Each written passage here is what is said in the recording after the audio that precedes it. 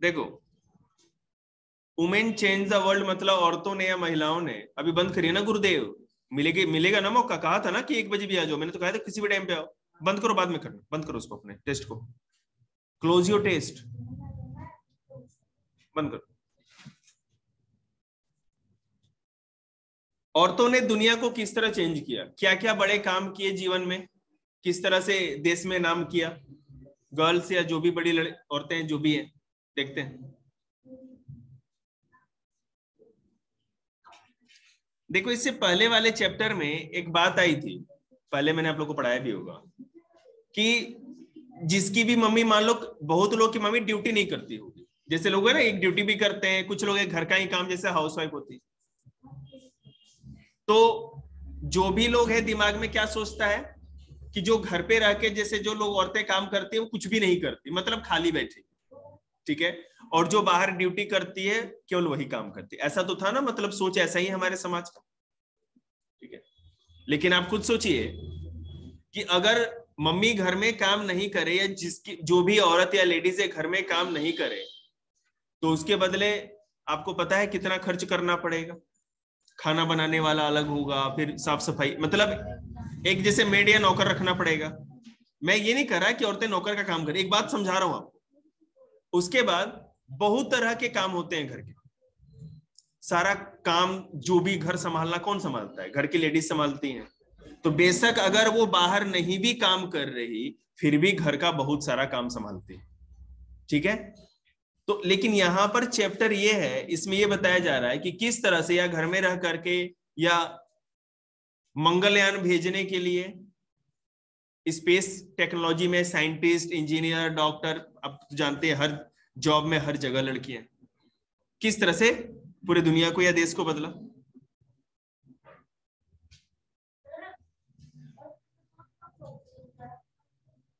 तो बेटे तेरे को भर रखा है ना सारा, तू उस फोर्स पे काम कर, नहीं तो मेरा फोर्स देखेगा तू अभी, और मेरा फोर्स बहुत ज्यादा है।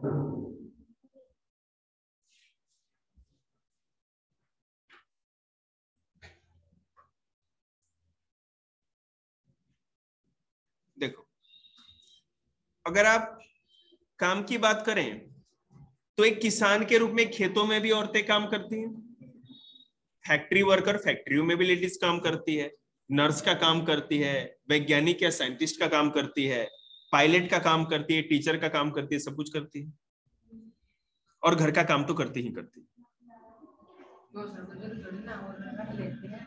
जी बिल्कुल, तो मैं वही कह रहा हूं ना। देखो ऐसा है कि बहुत लोग जो होते हैं, जो ड्यूटी पे नहीं जाने के बाद भी घर में 2 नौकर रखते हैं, पैसा है भाई उनके पास। और बहुत लोग हैं जो ड्यूटी भी जाते हैं फिर भी घर आते हैं, नौकर नहीं रखा, खुद ही काम कर लेते हैं।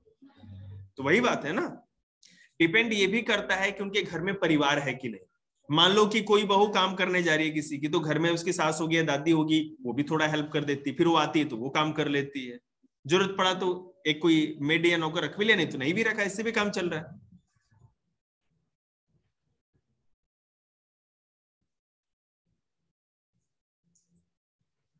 देखो, एक डाटा है, 83.6%, 83.6% खेतों में काम करने वाले जो लोग हैं, माने टोटल 100% जो खेतों में काम होता है उसमें 83.6% केवल औरतें ही होती है जो खेतों में काम करती हैं। तो आप इस तरह से देखो, पूरा का पूरा खेती औरतों पे ही डिपेंडेंट है। मर्द केवल 17.4% ही काम कर रहे हैं, समझ रहे हैं।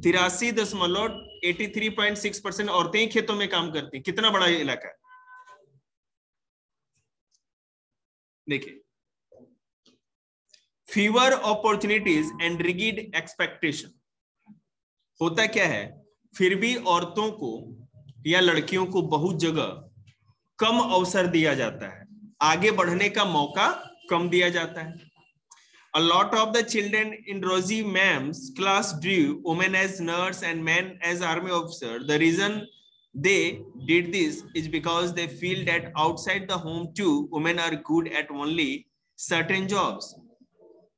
अभी देखो, हमारे समाज में भी जो हम लोग गांव से आते हैं या जो छोटा समाज है, वहां पर लड़कियों को कहा जाता है तुम बैंक में नौकरी कर सकती हो, डॉक्टर लग सकती हो, नर्स बन सकती हो। इसी तरह के जॉब हम लोग सोचते हैं।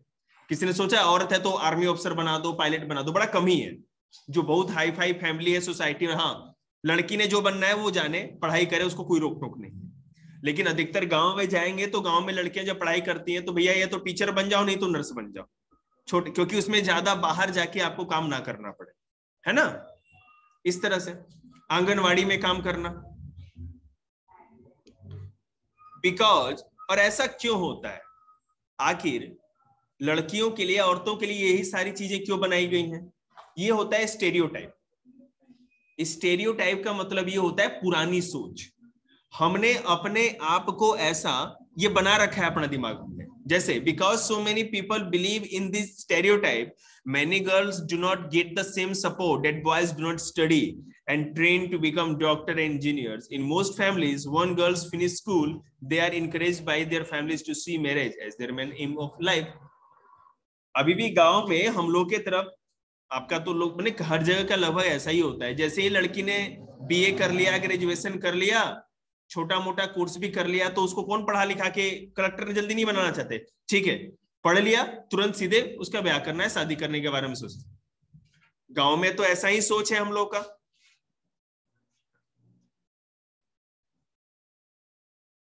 लेकिन ब्रेकिंग स्टेरियोटाइप, अब ये जो सोच है धीरे धीरे तोड़ी जा रही है, ये सोच खत्म होता जा रहा है। आप अपने गांव में देखो, आप अपने घर में देखो, जितना भाइयों को पढ़ने का मौका मिलता है उतने ही बहनों को पढ़ने का मौका मिलता है। और गांव में तो बहनें ही ज्यादा आगे जा रही हैं, है ना। किसी की बुआ या बहन जो भी होगी ना एजुकेशन में, देखो ज्यादा अच्छा ध्यान से पढ़ती है, आगे बढ़ती है। लड़के भी बढ़ रहे हैं, लड़कियां भी बढ़ रही हैं। मतलब ये कहने का मतलब है, किसी के माँ बाप ये नहीं कहते कि नहीं तुम लड़कियों नहीं पढ़ोगे, ऐसा तो कुछ भी नहीं है। अब तो ये सिस्टम टूटता जा रहा है ना।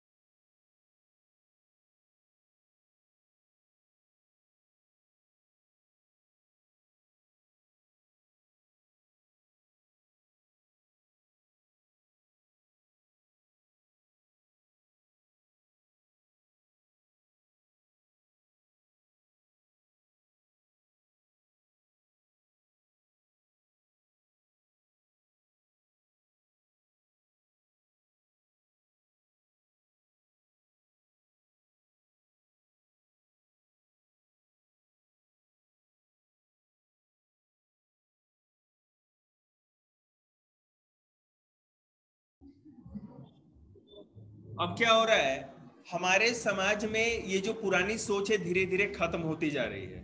और वो किस तरह से, ब्रेकिंग स्टेरियोटाइप। ये स्टेरियोटाइप कैसे खत्म हो रहा है, अब देखिए।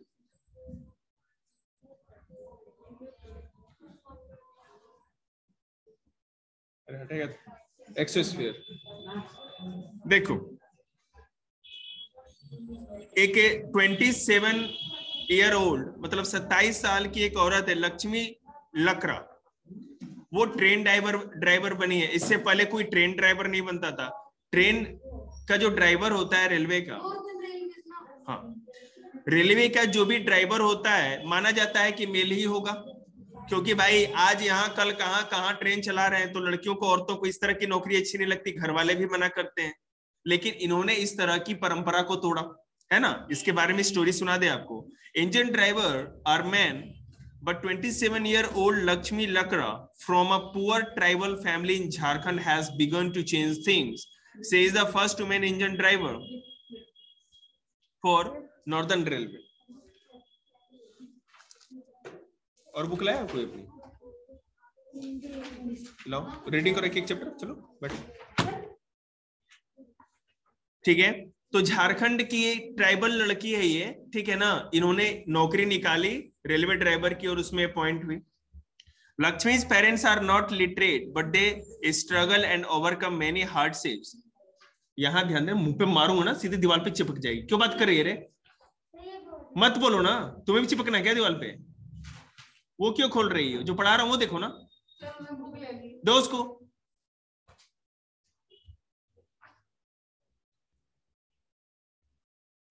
लक्ष्मी के जो पेरेंट्स हैं, मदर फादर, वो इलिटरेट है, अनपढ़ है, लेकिन उन्होंने स्ट्रगल किया और उन्होंने सोचा मेरी लड़की है, हम बेशक अनपढ़ है लेकिन हम इसको पढ़ाएंगे लिखाएंगे और इसको बड़ा आदमी बनाएंगे। उन्होंने किया ऐसा। देखिए, उसके पेरेंट्स ने पढ़ाया लिखाया उसको।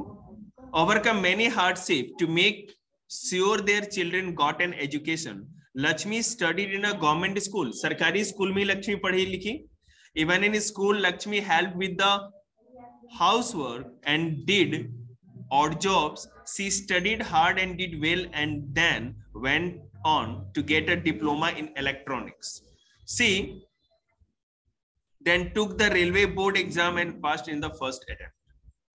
डिप्लोमा मतलब ITI होता है एक, ठीक है ना, IIT नहीं, IT। तो अपना मुंह बंद कर ले, मुंह पे मारूंगा थप्पड़। बोलने के लिए कहा तुमको, बोलने के लिए कहा। सब पता है, बनेंगे साइंटिस्ट, पोटैटो कहीं का।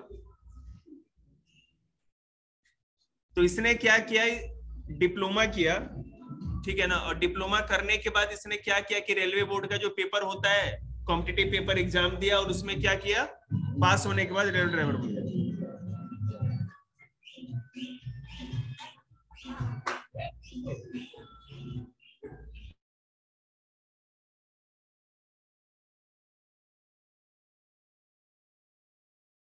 देखो, Lakshmi says, I love challenges, and the moment somebody says it is not for girls, I make sure in her life when she wanted to take electronics, when she rode motorcycle at the polytechnics, and then she decided to become an engine driver. Polytechnic का एक course होता है, technique. हाँ, railway engine जो होता है ना, उसको इंजन ड्राइवर ही करते हैं। रेलवे ड्राइवर, ट्रेन का जो ड्राइवर होता है उसको इंजन ड्राइवर करते हैं, ठीक है। तो इसने एक बार मोटरसाइकिल चलाई अपने, जब पॉलिटेक्निक कर रही थी तो जी, लक्ष्मी, और उसके बाद सोचा कि हमको है ना ट्रेन का या इंजन का ड्राइवर भी बनना है। हर फिलॉसफी सिंपल, और ये कहती थी कि जो लोग कहते थे ये लड़कियों के लिए नहीं बना है, ये जो नियम कानून बताते थे, ये कहती थी लक्ष्मी कि हमको उसी कानून को तोड़ना है, हम वही करेंगे जो मना है, ठीक है ना। Her philosophy is simple, as long as I am having fun without harming anyone, as long as I am doing well and helping my parents, why should I not lead to lifestyle of my choice. जब तक हम अपने काम से किसी को नुकसान नहीं पहुंचाते, तब तक हम वो क्यों ना वो काम करें जिससे मेरी और मेरे पेरेंट्स की भी कोई काम नुकसान नहीं और हम अपना कोई भी चॉइस का काम कर सकते हैं। तो ये इस तरह से देख रहे हो, लड़कियां भी अब रेलवे ड्राइवर बनने लगी, आगे आने लगी। देखिए, it is important to understand that we live in a society in which all children face pressure from the world around them. हम जिस समाज में रहते हैं, ये समाज हर बच्चे पे कहीं ना कहीं से प्रेशर या दबाव बनाता है। ये नहीं करता, वो ऐसा है, इसका बच्चा ये करता है, उसकी लड़की पढ़ती नहीं, उसकी लड़की, अरे उसकी लड़की ने ये पढ़ाने के लिए भेज दिया, क्यों भेज दिया। पेरेंट्स को कोई प्रॉब्लम नहीं, लेकिन पड़ोसियों को ज्यादा खुजली होती है। ये हमारा समाज ही ऐसा है। समटाइम्स दीज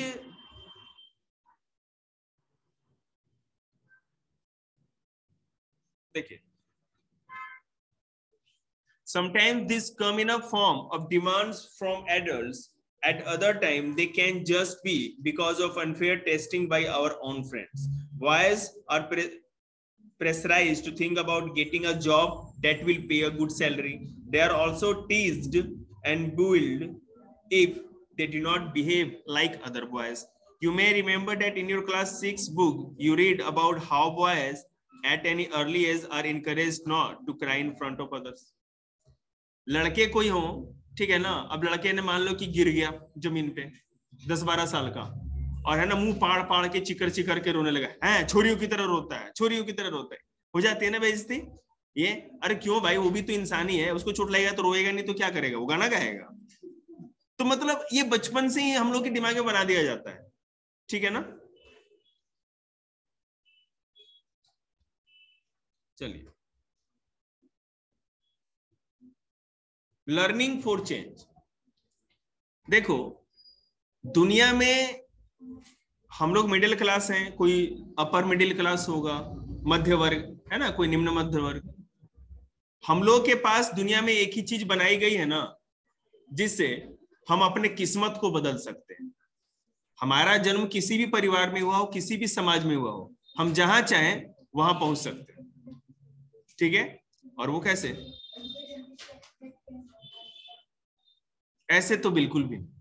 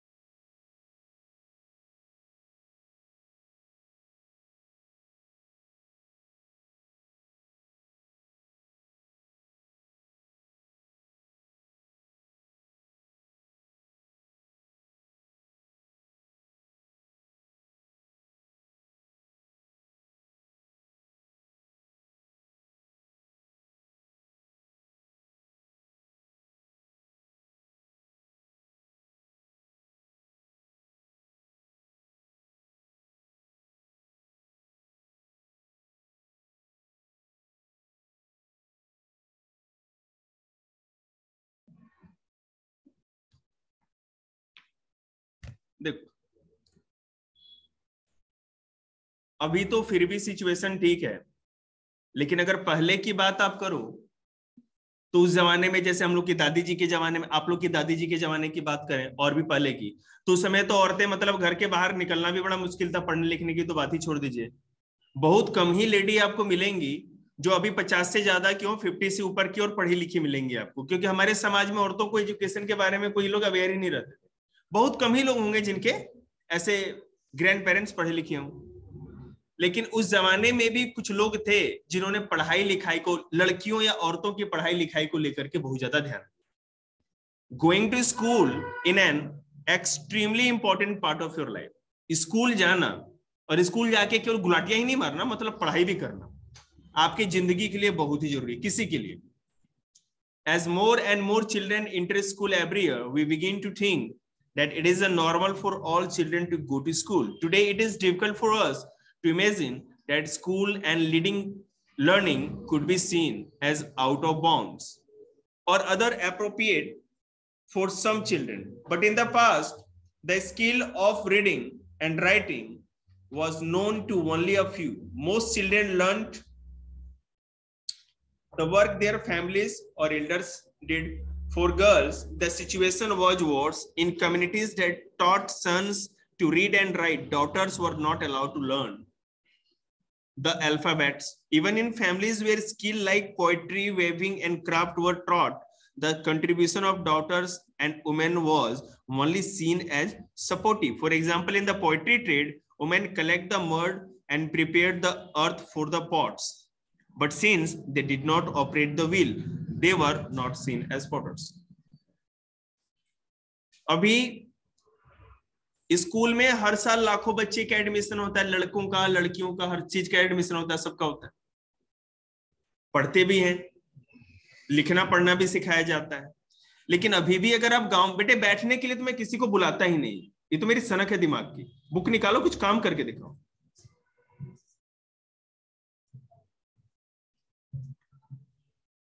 अब अगर आप मान लीजिए कि किसी भी तरह के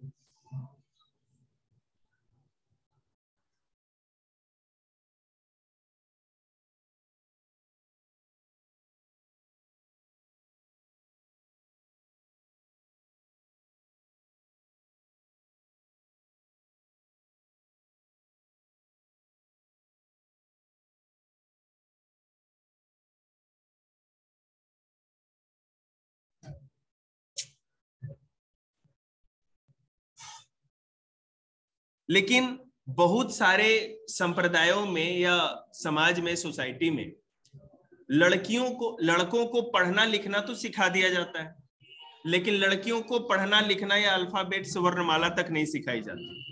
पहले जमाने में क्या होता था कि जो भी लड़के, औरतें जो होती थी, कोई भी लेटर लिख सके या पढ़ सके, बस इतना ही उनको पढ़ाया लिखाया जाता था। समझ रहे हैं? हाँ, रीडिंग कर सके, बस रीडिंग, या थोड़ा बहुत अगर कुछ लिखना हो किसी को, लेटर वोटर जैसे कोई समाचार वमाचार तो लिख सके, बस इतना ही पढ़ाया जाता था। मेरी मदर ही कुछ इलिटरेट थी, उनको कुछ नहीं आता था, तो अपने पहले जमाने में बस लिखना पढ़ना थोड़ा सीखा था, वो भूल गई। अगर मान लीजिए कि कोई आदमी लोहार का काम करता है, कोई सुनार का काम करता है, ठीक है ना, कोई बर्तन बनाने का, जो कुम्हार होते हैं पोट्री बनाने का काम करते हैं, इस तरह अलग अलग लोग जो पेशेवर काम करते हैं, तो सुनार के दुकान पे आपको औरतें सोने का काम करते हुए कभी नहीं दिखेंगी। लोहार के दुकान पे है ना, औरतें लोहा का काम करते हुए नहीं दिखेगी जल्दी, ठीक है। कुम्हार जो बर्तन बनाता है, तो औरतें या लड़कियां क्या सपोर्ट करती है वहां पर, बता रहे हैं, सुन तो लो। वो मिट्टी को खोद करके इकट्ठा करके लाएगी, या सब कुछ ला के अरेंज कर देगी, चीजों को जो बन जाएगा उसको सुखाने में, पकाने में इकट्ठा कर देगी। लेकिन जो चाक होता है ना, व्हील,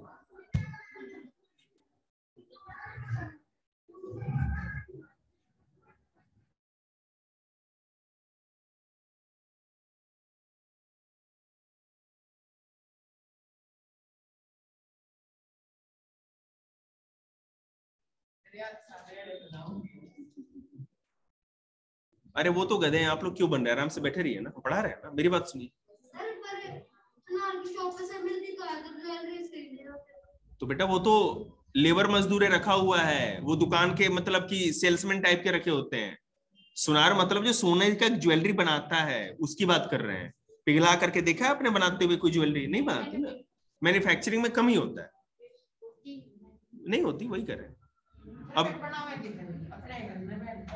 उनका शॉप होता है, मतलब दुकान पे नहीं बनाते, वो उनका वर्कशॉप होता है। सोने का सामान बनाने में रिस्की भी तो है ना, अब ऐसा नहीं है ना कि सड़क पे चाउमीन वाले के बगल में सोने की ज्वेलरी बना रहे हैं तंबू तान के, फिर है ना कोई कट्टा तान के चले जाएगा सारा सामान। डायमंड की टेक्सचर वगैरह जरूरत होती है जी। देखिए,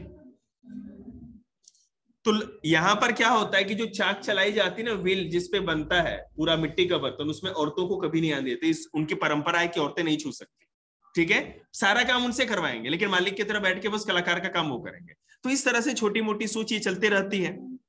मैं एक स्टोरी आपको सुनाऊं रमाबाई की, फोटो उसमें लिख दिया होगा, टर्न द पेज। रमाबाई के बारे में सुनिए।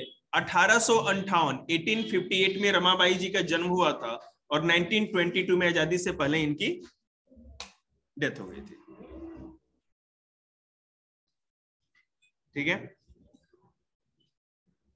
ये अपनी बेटी के साथ हैं, campaigned the cause of women's education. She never went to school but learned to read and write from her parents.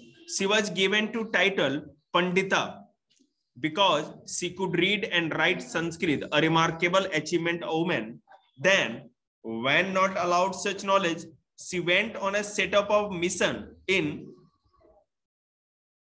खेबडगांव। क्या लिखा है वहां पे? बेटे देखिए वहां,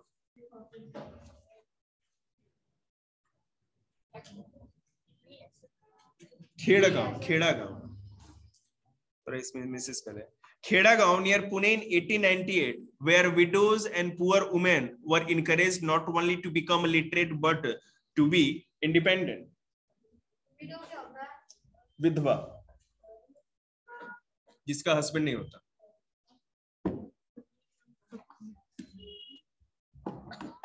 क्लोरीन गैस होती है, ठीक है। They were taught a variety of skill for carpentry to running a printing press, skills that are not usually taught to girls even today. Ramabai पढ़ी लिखी नहीं थी, अपने पेरेंट्स से ही, मम्मी पापा से जो भी सीखा हो वो जानती थी, लेकिन उनको उस जमाने में, जिस जमाने में संस्कृत बहुत कुछ ही लोगों को आता था, संस्कृत लिखना पढ़ना बिल्कुल अच्छी तरह से आता था, ठीक है। ये उसके बाद इसी कारण से, संस्कृत जानने के कारण इनको पंडिता कहा गया, पंडिता, ठीक है। उसके बाद पुणे में खेड़गांव में जो ईसाई मिशनरी होती है ना, ईसाई मिशनरी मतलब ईसाई धर्म वाले कुछ परोपकार का काम करते हैं, वहां पे कुछ स्कूल लगा देते हैं या कुछ मतलब जिससे पढ़ सके, तो वहां विधवा लोगों के पढ़ने के लिए और भी ज्यादा कुछ अपना रोजगार कर सके ऐसी ट्रेनिंग दी जाती थी। तो वहां पर ये गई और वहां पर इन्होंने अपना ट्रेनिंग लिया, पढ़ा लिखा, और उसी चीज को आगे जाके इन्होंने रन भी किया, आगे चलाया भी, इसलिए इनका इतिहास में नाम।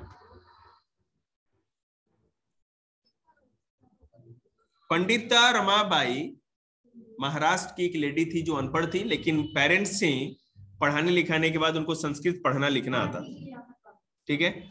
उसके बाद वो पुणे में एक मिशनरी थी, वहां पर गई, और वहां पर मिशनरी मतलब एक संस्था होती है ईसाइयों की, ठीक है, जहां पर गरीब लोगों को या जिसकी भी जरूरत होती है उनकी वो मदद करते हैं, चाहे स्कूल बना दिया या अस्पताल बना दिया, कुछ भी कर सकते हैं। क्रिश्चियन या Christian. In the 19th century, many new ideas about education and learning emerged. Schools become more common, and communities that had never learned reading and writing started sending their children to school. But there was a lot of opposition to educating girls even then. Yet, many women and men made efforts to open school for girls. So many struggled to learn to read and write. 19th century में अधिकतर लोगों ने अपने बच्चों को जो पढ़ना लिखना नहीं जानते थे उनको स्कूल भेजा और वहां पे पढ़ना लिखना स्टार्ट किया उन लोगों ने, ठीक है। लेकिन अभी भी ये दौर नहीं था कि लड़कियों को पढ़ाया जाए, लड़कियों के पढ़ाने लिखाने के खिलाफ अभी भी समाज था। तो बहुत लोग ऐसे समाज में आए हमारे सोसाइटी में उस जमाने में, जिन्होंने लड़कियों को या औरतों को पढ़ने लिखने के लिए, उनके एजुकेशन के लिए आगे काम किया। वो लोग कौन थे देखिए,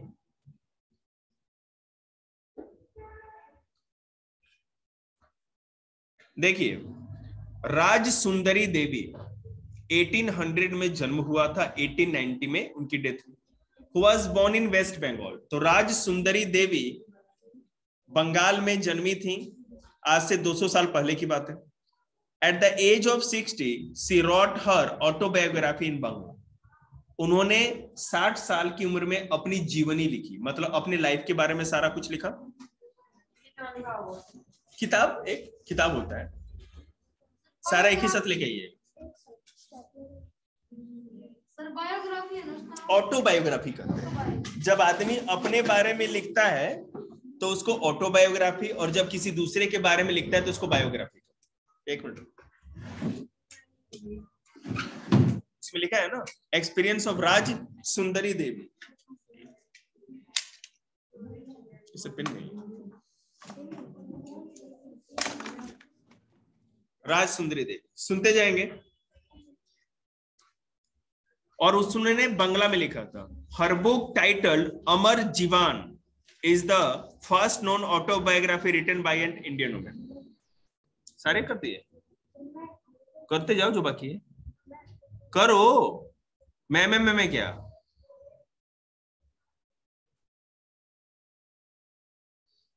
देखिए इनसे पहले भारत की किसी भी औरत ने या किसी भी लेडी ने अपनी ऑटोबायोग्राफी खुद से नहीं लिखी थी। ये पहली लेडी थी इंडिया की जिन्होंने अपनी ऑटोबायोग्राफी लिखी।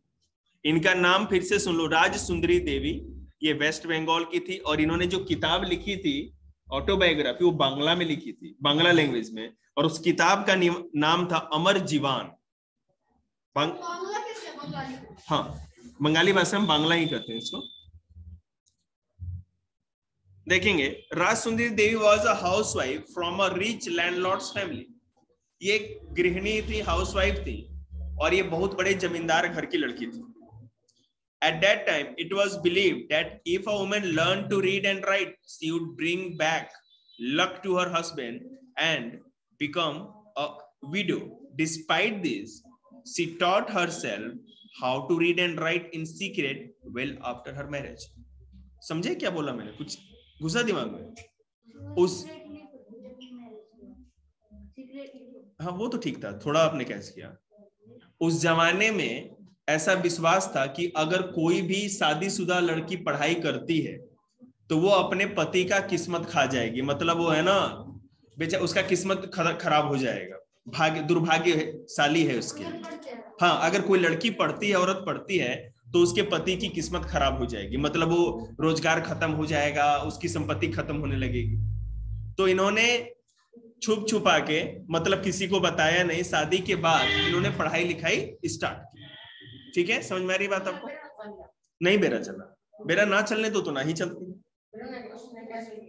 ये बाद में पता चला ना, शादी के तुरंत बाद किसी को पता नहीं चला, वो पढ़ रही थी और बहुत ज्यादा उम्र की हुई तब बुक आई, तब तक तो पति जी निकल भी गए होंगे। देखिए उन्होंने क्या बोला, I would start working at dawn and I would still be at it until well beyond midnight.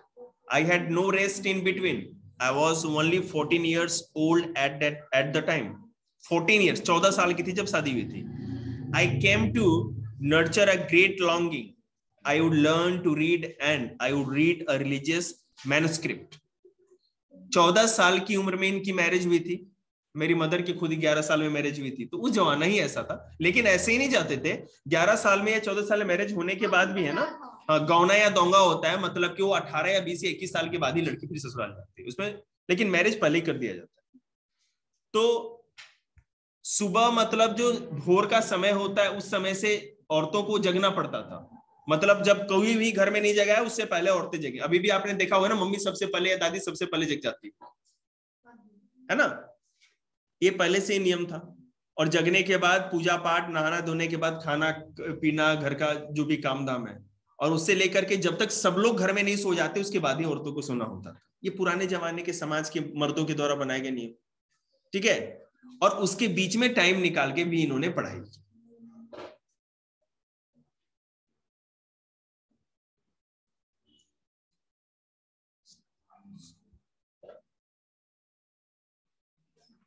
देना बुक एक बार, देखा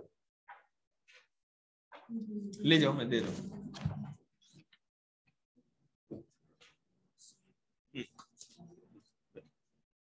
अगले पेज को निकालो। हाँ, उसी पे वो ग्रीन कलर वाला, हाँ उसी को देखो। रुकैया शौकत हुसैन एक लेडी थी, इनके बारे में बताते हैं आपको। चलो उन्हीं के बारे में पहले। I was unlucky in those days women were not educated. वही राम सुंदरी देवी अपने बारे में बता रही हैं। उसको ग्रीन को नहीं बेटा, आगे देखो, उसके लिखा है ना वहां पे, इस पेज पे सबसे ऊपर। ये कहती हैं कि उन दिनों में सब लोग पढ़े लिखे, औरतें पढ़ी लिखी नहीं होती थी। ये मेरे लिए दुर्भाग्य की बात थी। I began to resent my own thoughts. What is wrong with me? Women do not read. How will I do it? कहती थी कि आखिर ऐसा क्यों, औरतों ने क्या गलती की है भाई, जो पढ़ लिख नहीं सकती, उनको भी पढ़ना लिखना चाहिए। और ये मन मन में सोचती रहती थी।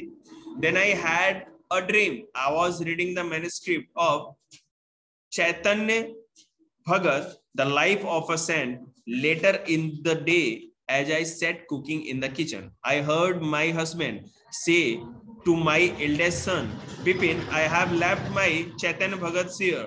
When I ask for it, bring it in. He left the book there and went away. When the book had been taken inside, I secretly took out a page and hid it carefully. It was a job hiding it, for nobody must find it in my hands. My eldest son was practicing his alphabets at that time. I hid one of them as well. At times, I went over that, trying to match letters from that pages with the letter that I remembered. I also tried to match the words with those that I would hear in the course of my days. with tremendous care and efforts, and over a long period of time I learned how to read. आपको मैं अब हिंदी में समझाता हूं और आप सोच के आश्चर्य करोगे कि कितने बड़े पेड़े हैं आप लोग, जो इतना अच्छा मौका मिलने के बाद भी आप लोग पढ़ने को इतना घसीटा काम समझते हैं। देखिए इनकी कहानी सुनिए। मर्दों को तो पढ़ना लिखना अलाउ था, इनके हस्बैंड पढ़े लिखे थे। मैन्युस्क्रिप्ट का मतलब होता है ना बेटे, जैसे ये पेज है ना, इतने पेज पोथी पंडित जी की, तो एक एक पेज पे वो इस तरह से है ना संभाल संभाल के लिखा हुआ रखा रहता था इस तरह से, और एक गठरी में बांधी रहती थी। समझ रहे हैं? ऐसे बाइंडिंग की हुई बुक या पब्लिश की बनी, हाथ से भी लिखी बुक आती थी। तो चैतन्य भगत के बारे में मैं आपको बताऊं, अगर नहीं जानते हैं, चैतन्य महाप्रभु मैंने बताया हुए थे कि इससे पहले वाले चैप्टर में, जिसका डिवोशनल पाथ वाला आप लोगों को टेस्ट देना है, तो बताओ चैतन्य भगत कौन थे? जो बता देगा अच्छे तरह से उनके बारे में डिस्क्राइब करेगा, उसका एसएसटी का आज टेस्ट ऐसे ही मैं कैंसिल कर दूंगा, वैसे ही जस्ट। चैतन्य महाप्रभु कौन थे?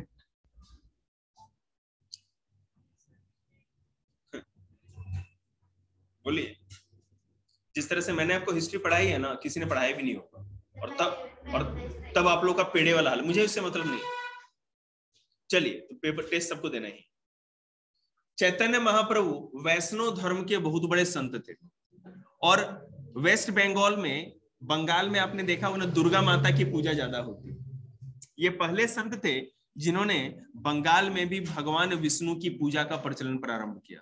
इन्होंने कीर्तन, ढोल भी या ताशे के साथ नहीं, जो कीर्तन करते हैं भगवान की, विष्णु की, राम की या कृष्ण की, ये उन्होंने स्टार्ट करवाया, और इसीलिए ये बड़े फेमस हुए बंगाल में। तो जो लोग भी वैष्णव धर्म या भगवान विष्णु को मानते थे, अपना इष्ट देव मानते थे, वो चैतन्य महाप्रभु के बारे में जानते थे। तो इनके घर में इनके पति की एक मैन्युस्क्रिप्ट मतलब पोथी थी, ठीक है, और जो चैतन्य भगत या चैतन्य महाप्रभु के बारे में थी, और ये सोचती थी कि मैं उनके बारे में जानूं, थोड़ा पढ़ाई लिखाई करूं, किसी तरह जान जाती, अलाउ तो था नहीं। तो एक बार इनके हस्बैंड इसके बड़े बेटे विपिन को कहे कि जब मैं मांगू जो पेज या है ना, तो एक बार लेके आना, अब दुकान पे या जहां पर भी मंगाए।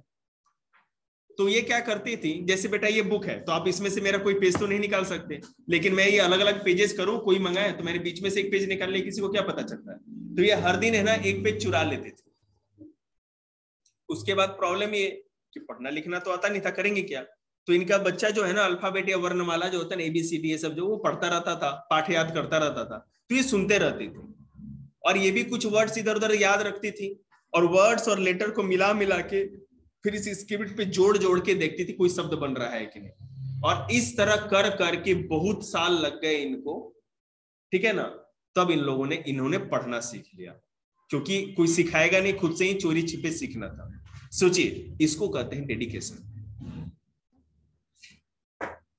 After learning the alphabets, Raj Sundari Devi was able to read the Chaitanya Bhagat. Chaitanya Bhagat की किताब को पढ़ने में सक्षम हो गई, पढ़ना स्टार्ट कर दिया उन्होंने। Through her own writing, she also gave the world an opportunity to read about women's life in those days. Raj Sundari Devi wrote about her everyday life experiences in details. There were, आप लोग diary लिखते हैं ना, my diary वाला, तो ये क्या करती थी, इनको जब लिखना आया तो अपने हर दिन के पूरे जो भी थॉट्स होते थे, जो काम करती थी, आगे जाके जब पढ़ना लिखना सीख लिया इन्होंने ना, तब तो फिर मैंने कोई रोका नहीं इनको, ज्यादा बड़े उम्र में फिर तो कोई दिक्कत नहीं, फिर इन्होंने ओपनली अपना काम करने लगे। देखो, कंस्ट्रक्शन, इंग्लिश देख लो ना, बुक तो होगी ना इंग्लिश की भी।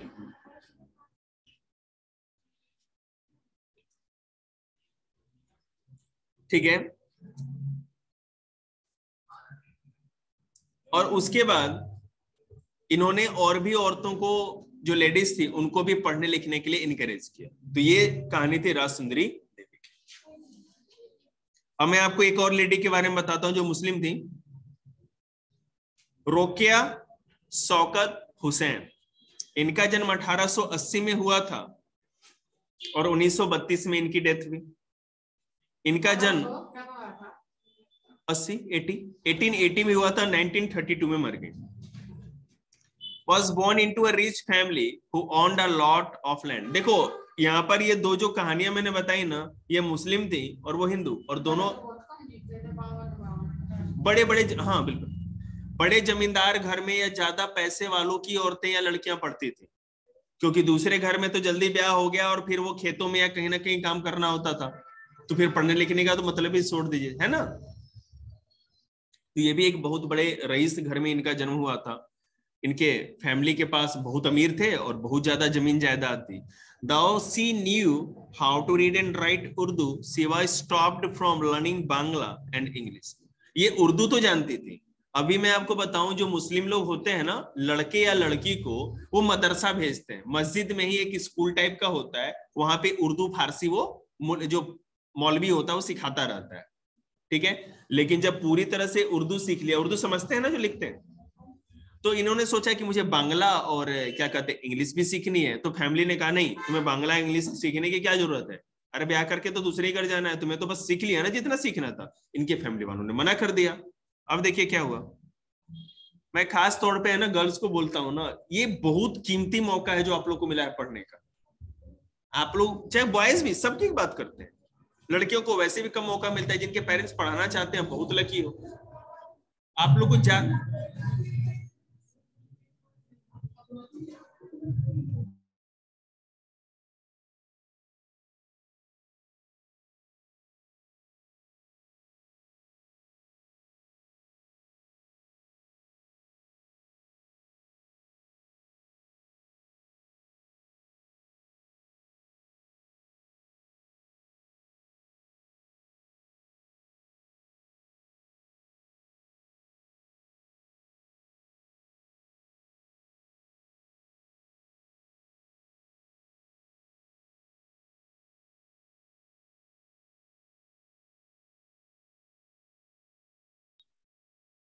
देखो,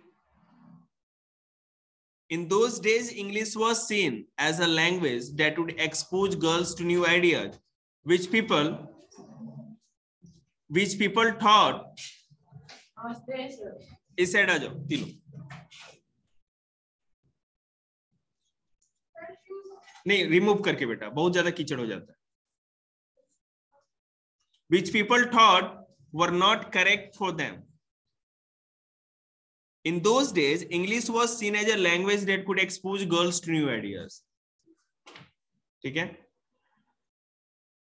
अगर मान लीजिए कि उस जमाने में किसी लड़की को इंग्लिश पढ़ने के लिए बोले, औरत को कहा जाता है कि आप इंग्लिश पढ़ लो, तो लोग सोचते थे कि लड़की बिगड़ जाएगी या बाहरी दुनिया में घुल मिल जाएगी, इसलिए ये सब बाहरी पढ़ाई लिखाई को रोकते थे, मना करते थे। Rokia learned to read and write Bangla and English with the support of her elder brother and an elder sister. उसकी जो बड़ी बहन और बड़ा भाई था ना, उन्होंने हेल्प किया। काम पे लग जाइए फिर। Math, science, SST. सदमे में है आपके? बताओ भाई, जिनका सदमा हटाओ। आपने पहले वहां ये लग रखा है, आपके ग्रुप पे जा रखा है, मैंने पीडीएफ भेज रखा है, तुम बात क्या कर रहे हो? मैंने दुनिया में सब चीज के लिए टाइम है, मास्टर के मैसेज देखने का टाइम किसी के पास नहीं। तुम 12 बजे भेजे भाई, जब मेरे टाइम होगा तब तो भेजेंगे ना। अभी तो हो गया ना 12 घंटे, अभी 14 घंटे पहले भेजा है ना। तुम देखो 11 बजे रात को क्लास होती है, तुम देखो।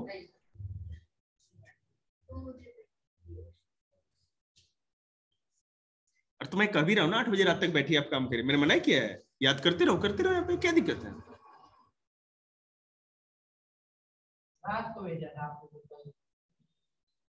तो भाई दिन में हमारे पास भी काम होता है, यही काम थोड़ी धरा हुआ है केवल। अब काम करिए अपना। मतलब मैंने आपको ये काम भेज दिया ना, तो मतलब मैं दुनिया का सबसे बड़ा अपराधी हो गया। पेपर आपका मार्च से स्टार्ट हो गया, फरवरी 7 आज। अरे कहाँ हो तुम लोग? मैं खून निचोड़ लूंगा जो काम नहीं करेगा, मुझे नहीं मतलब कोई पढ़े या नहीं पढ़े, याद रखिएगा आप लोग। सबको है ना हिंदी में समझा दे रहा हूं, जो काम नहीं करेगा वो बाहर जाओ। हमें अगर 1 मार्च से पेपर स्टार्ट है तो उसके लिए प्रिपेयर होना है। साल भर क्या पढ़ा है सब भूल चुके हैं आप, किसी को कुछ भी याद नहीं है क्या पढ़ा है आपने।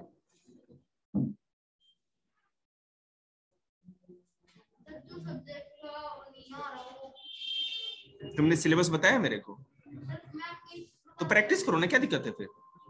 तब तक क्या बैठ के क्या मूंगफली चबाओगे? तुम अपना सिलेबस भेज दो, तुम्हारे चैप्टर के हिसाब से मैं तुमको काम दे दूंगा। हर दिन में 3 चैप्टर करना ही है तुमको, ठीक है ना? और जब तक नहीं भेजोगे तो ये नए चैप्टर हैं, मतलब इस टाइप के चैप्टर जो आ सकते हैं आपके पेपर में, ठीक है? तब करिए। आज इतना ही, कल इस चैप्टर को करें। यार तो एक बात बताओ ना, मैंने कौन से ऐसे चैप्टर भेज दिए? अब मैं आपको बताता हूँ।